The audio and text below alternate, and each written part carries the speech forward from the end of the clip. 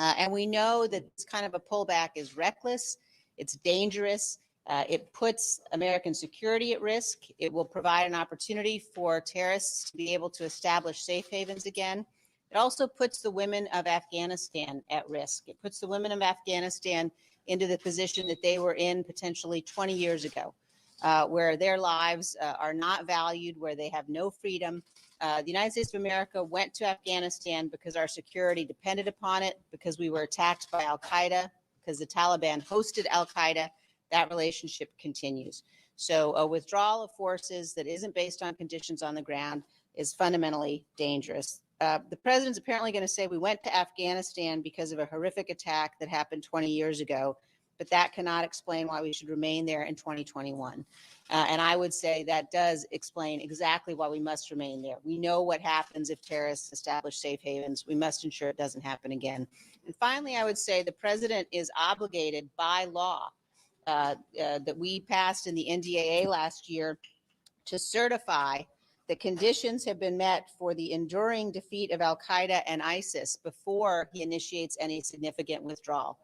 And that is an obligation we expect that the White House will uphold and will meet. Again, it's an obligation that they have by law. We passed in the NDAA last year. And so with that, I'm going to yield to the Republican leader of the Homeland Security Committee, Mr. Katko. Thank you very much. Thank you all for being here today. I just got back my second trip to the border. Steve has been there as well and others. And I just want to kind of give you some things you might not be getting from others with respect to what's going on at the border. We've received briefings from Customs and Border Protection in Texas, the Texas Rangers, the Texas Highway Patrol, ICE Homeland Security investigations. Here's some things that they told us. In the Rio Grande Valley section alone, they personally observed at least 15,000 people come across the border who got away. We don't know whether they're terrorists. We don't know whether they're drug traffickers. We don't know whether they're criminals. We don't know anything about them because they got away. Overcapacity of the data processing facilities at 420% right now. And as you see from the pictures, it's hard to even tell that they're humans. I sent my wife one of those pictures the other day, and she didn't realize that those were all humans because they're all wrapped up so tightly and piled on top of each other. Children, exactly. Girls are arriving pregnant as young as 11 years old. We saw one woman who reportedly was repeatedly raped at 9 years old by drug traffickers along the way. There's at least a 10% positive testing rate for individuals tested for COVID here. None of them are being tested at this facility. They don't want them to be tested because if they test positive, they have to quarantine them and there's no place to put them. They're being released into our communities with at least 10% of them on average being testing positive for COVID. Something you may not realize is happening.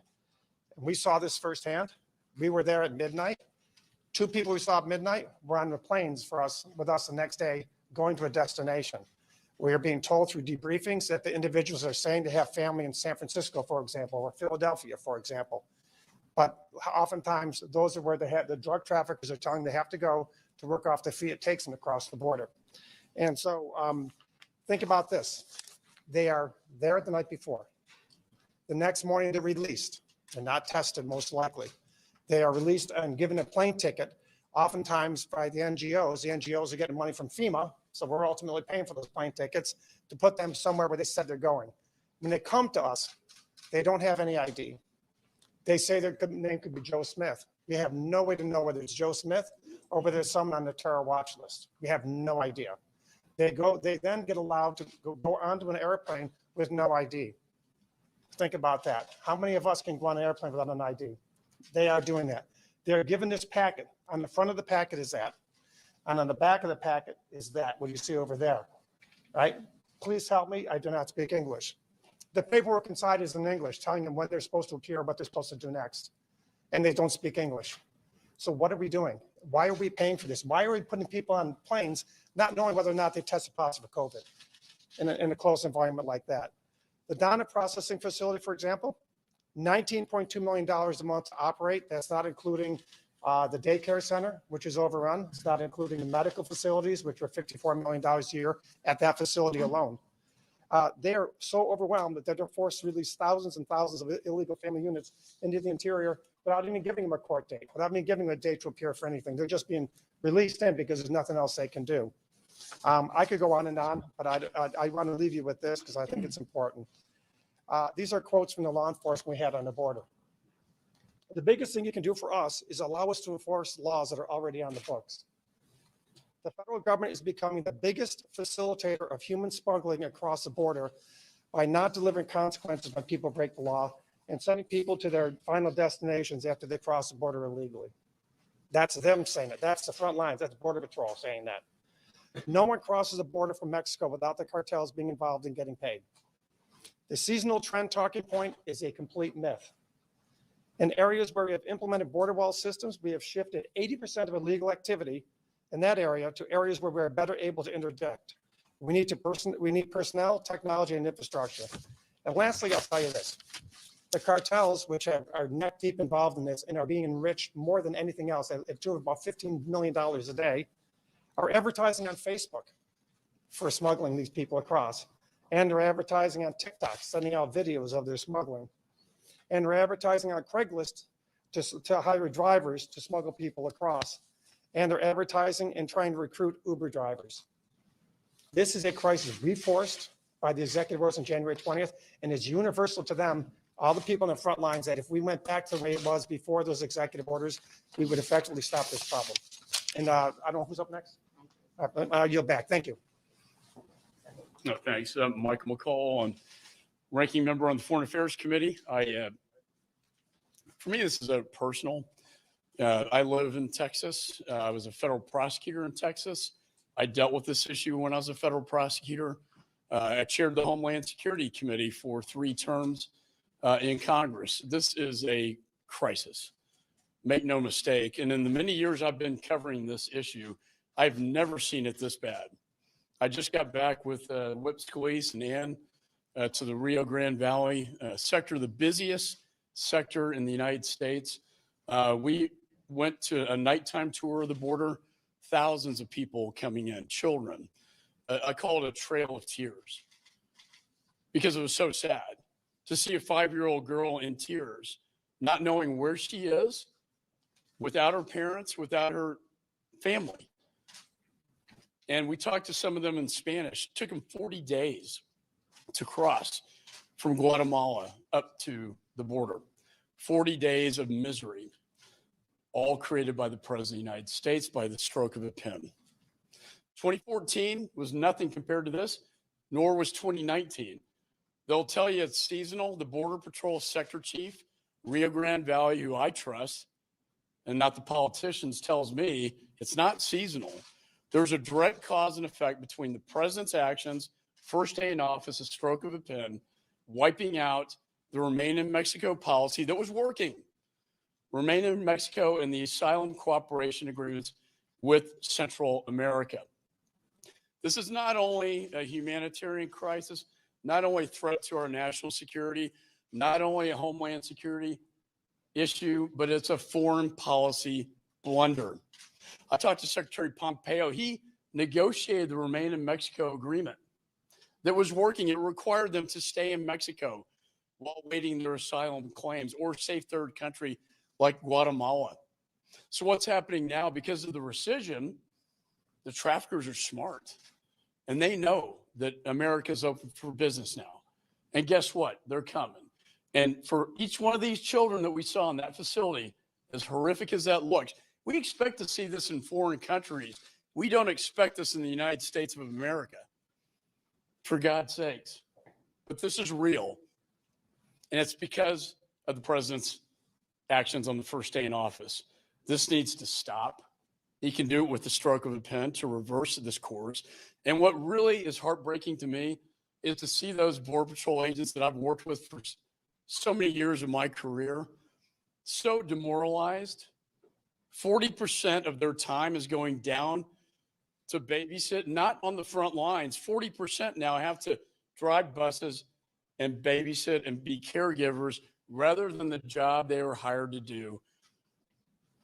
They are signing up for early retirement, and it's just wrong. And Kamala Harris, if she's in charge, I don't know if she is. She needs to come down. The president needs to as well. But this has to stop, and it can stop. I've been discussing this issue with the ambassadors of the Northern Triangle. I will be meeting with them later this evening, and the ambassador from Mexico, to look for solutions. There is a solution that can stop this, but with no action at all out of the White House, it's going to continue, and it's going to get worse. Going into the springtime, we know the numbers are going to drive. Traffickers make $15 million a day, $500 million a month, exploiting these children and extorting the families in Central America. So I've never thought I would see it this bad in my career, but it is this bad, and it needs to stop, and the president can stop it with a stroke of a pen, just like he started the whole thing with a stroke of a pen.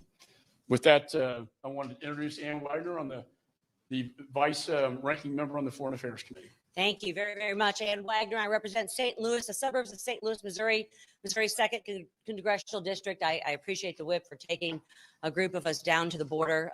Yet again, I've been before, and I can tell you what we saw was both horrifying and heartbreaking, to be perfectly honest. 172,000 that actually turned themselves in or were picked up in the month of March alone. That doesn't talk about the tens of thousands that are actually escaping undetected across our nation's border. And that number is growing.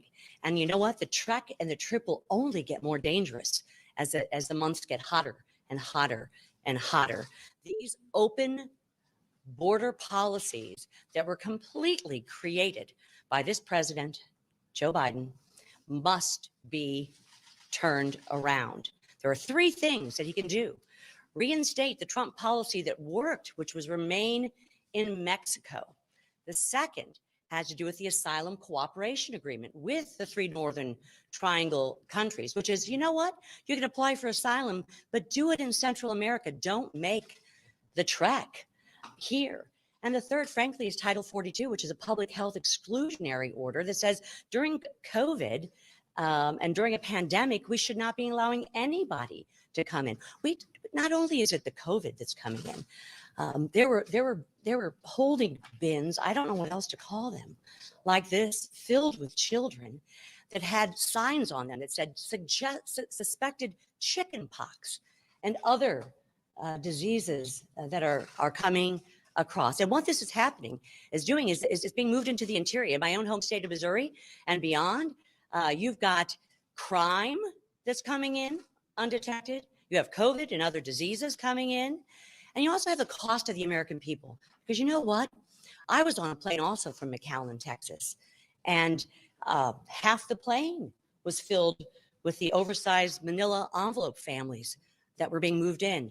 Buses, cars, vans, they're all being moved into the interior. They'll be on our social welfare programs. Maybe, sadly, for life, a drain on the healthcare, a drain on our education system. So this is a crisis that was created by President Joe Biden. President Trump had the policies in order. They need to go back to those. He broke this, and he needs to own it, and he needs to fix it. He also needs to go down to the border along with Vice President Harris, and they need to talk to these Border Patrol agents. As we heard, 40% of them, these field agents, are off the job fighting crime and cartels, and they are literally processing children and serving as caregivers. This is something that we can no longer hide about. I had 3 20-year veteran Border Patrol agents say they feel abandoned and said, go back and be a truth teller for us.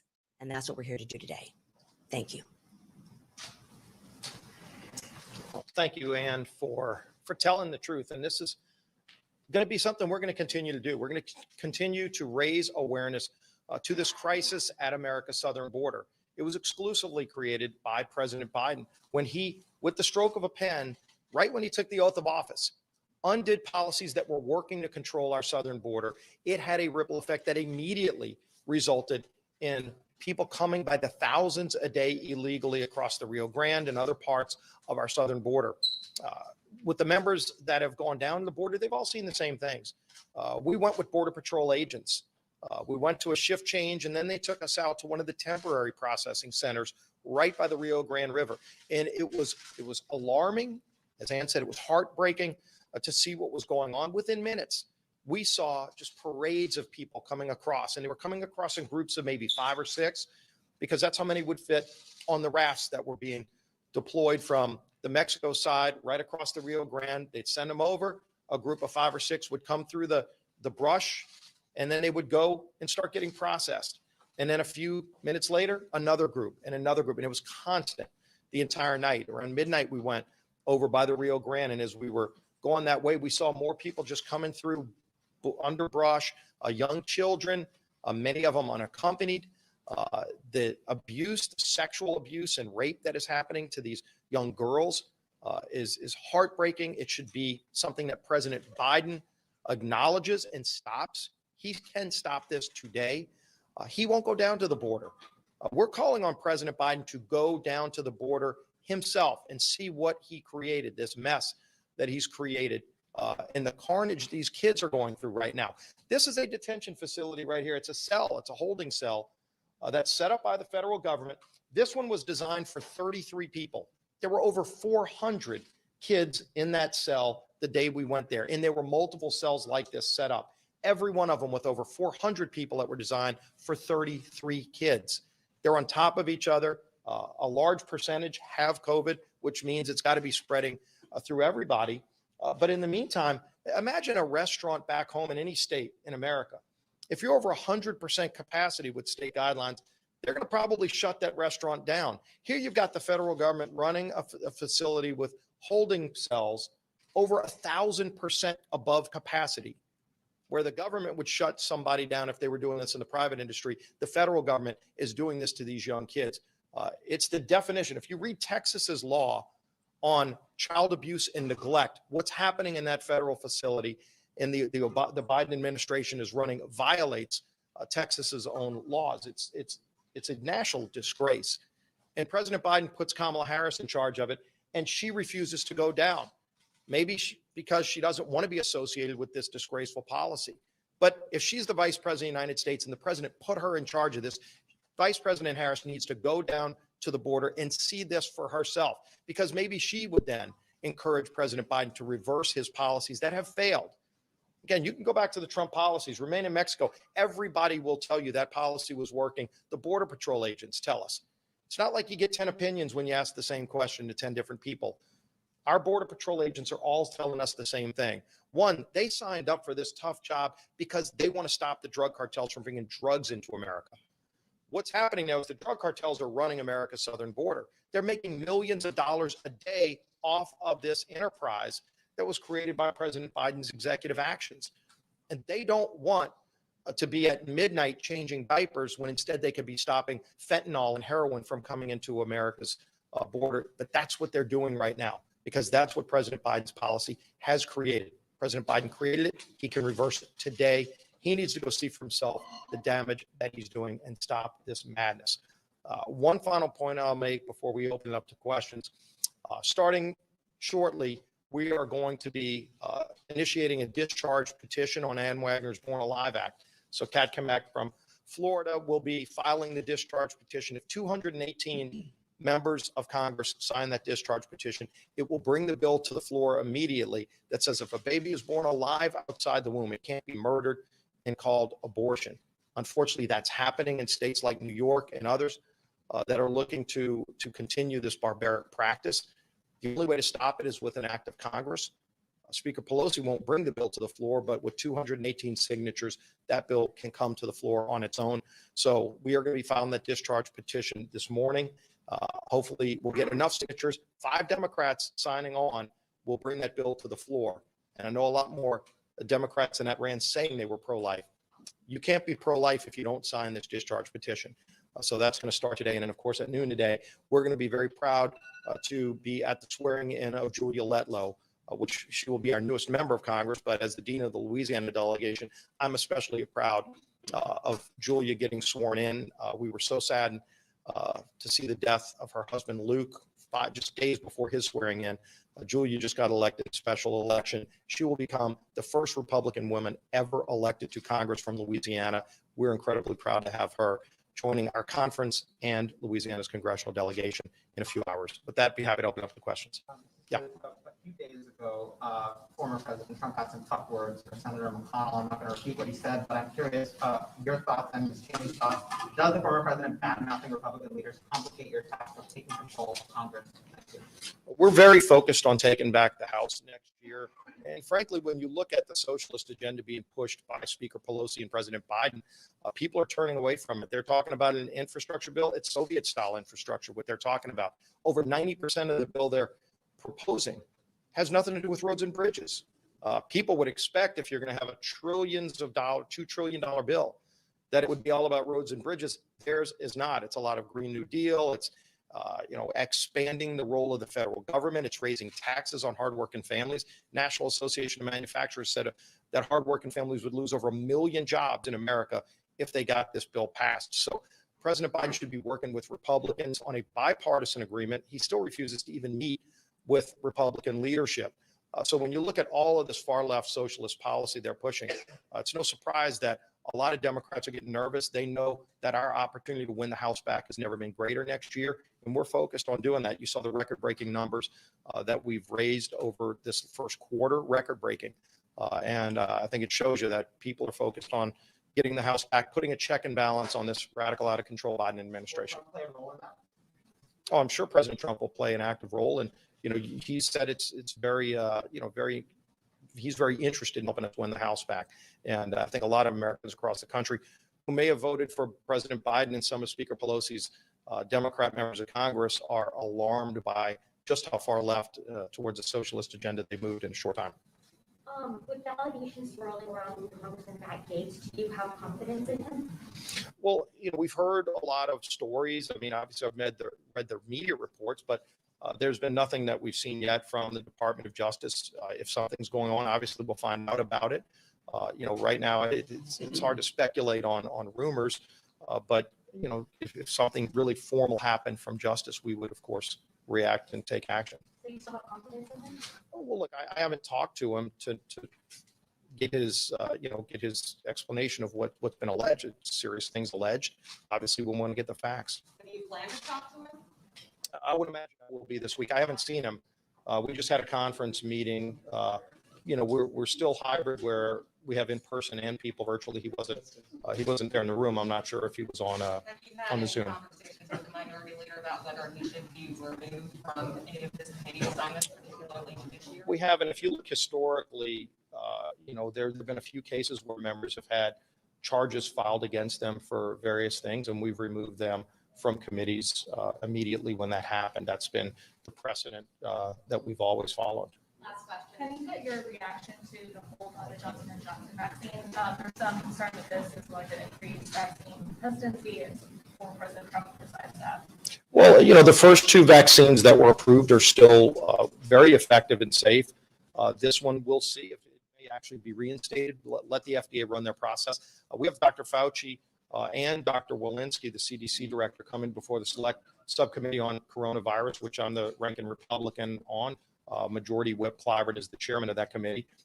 They will be coming before our committee Thursday, tomorrow, and I'm sure this will be one of the many things that we'll be discussing. Are you concerned about it making people more hesitant to get vaccines? Well, you want to encourage people to get a vaccine if they want to, and if you look at the Johnson & Johnson decision, it was based on not a specific finding, but they said they saw some people that had blood clots that had gotten that. They want to see if it's related to the vaccine. This is the FDA process. And the FDA is still the gold standard in the world for approval of vaccinations. We were able to get a vaccination out for multiple vaccinations out for COVID in record time, but they didn't cut any corners. If you look at Moderna, Pfizer, they were heavily tested on tens of thousands of Americans.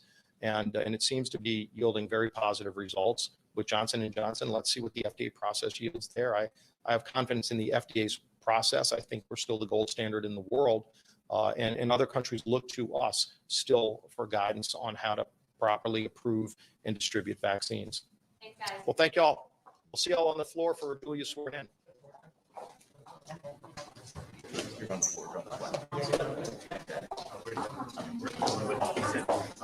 Oh, I received, we don't sign. Okay, all right.